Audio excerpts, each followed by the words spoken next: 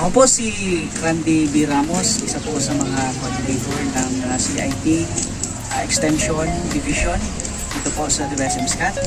At ngayon ay ikikwento po namin, kasama ko ngayon si Sir Eli Regala. Siya po ay isa sa mga beneficiaries, participants po ng extension services na ginagawa po ng College of Industrial Technology, lalo na po dito sa Barangay Kabitan. Nandito po siya ngayon sa aking harapan para magbahagi po kung ano po yung kanyang mga natutunan during the conduct of our extension activity dito po sa Barangay Kabitan.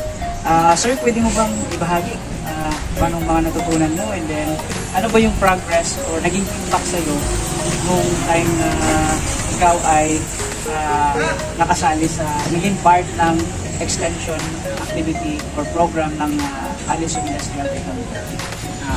Natutunan ko po sa pagmaneho po and disiplina po sa pag-driving, paano po mag-change gear, paano po mag-signalize habang paliko, at saka po paano po mag-estimate sa kada linya po.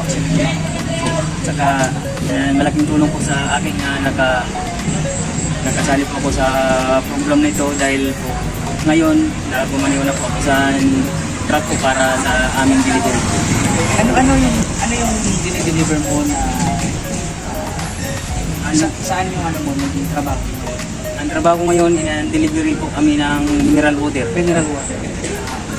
So, kamusta naman yung pag-drive mo nung pagkatapos ng extension? Okay naman po yung pag-drive po dahil nakasali nga ako, sir. Alam ko na, sir, kung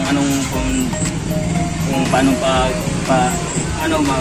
paglikom ng dahan-dahan, saka yung disiplina sa sarili.